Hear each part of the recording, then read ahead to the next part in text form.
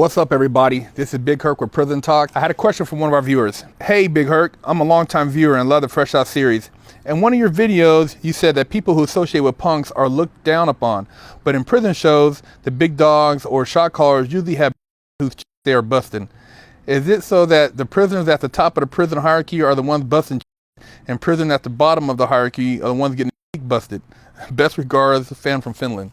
Oh, cheek busting, huh? Now, to be honest with you, man, I never seen a big homie bust another little homie out, you know what I mean, just on GP. I know who did time in the feds who've been down 20 years and all they do is beat their, you know what I mean, look at books and make fifis and like that. They're not other men in the butt. But then you do have some who are savages, you know what I mean, who don't give a they're doing, you know, life, and they basically program themselves to be on man butt, you know what I mean? They like Cornolio, you know what I mean? You know, tight butts. And that's what they do. They prey upon young dudes who maybe have some feminine tendencies, who are sagging, showing off that, because you know you're sagging in there, you're showing, you're saying that you're open for cheek busting, and we'll prey on that. But, you know, I don't know of any OG, you know, running who has the keys to the yard, who's running around busting cheeks. Find out about that. Usually you get exposed. You know, I was at a spot and there was a name Big Mike. You know what I'm saying? Shot caller for some dudes, man. And you know, he was beastly. You know, he was known to put in work. And everybody, you know, he was the man for a particular clique. I don't want to blast this clique out, so I'm just gonna say Big Mike. He was the man for this clique.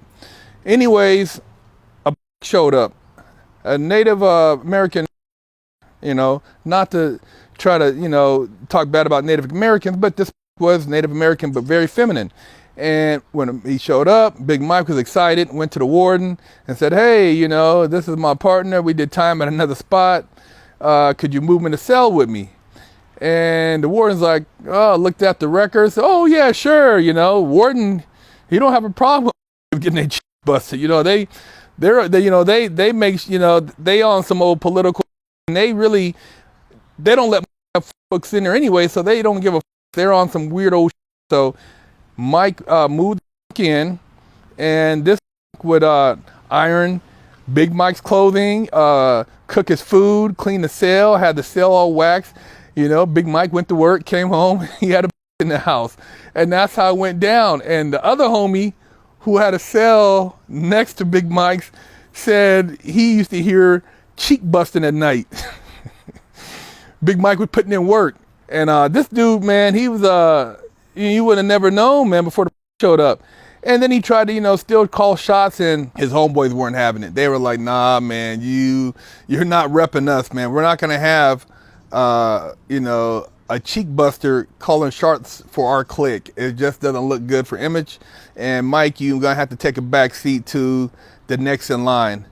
And Mike, you know, was reluctant initially, but I think they convinced him that it's best that he just keep busting those cheeks out and do his time and let them handle business on the yard. But it ain't respected, you know, it ain't respected. And even, you know, within cliques, some homies know about dudes busting and they don't really say nothing, you know what I mean? Like a dude who's been down a long time and they know dude is on like some predator type.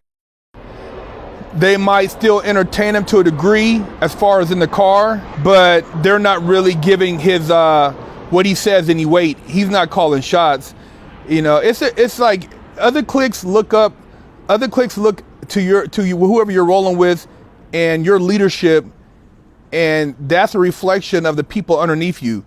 So if you're a guy who's just like, you can't control your own testosterone urges, and you're on that kind of time in there, and then a lot of these guys feel, well, what kind of decision making can you make when it comes to politically running the car for the crew?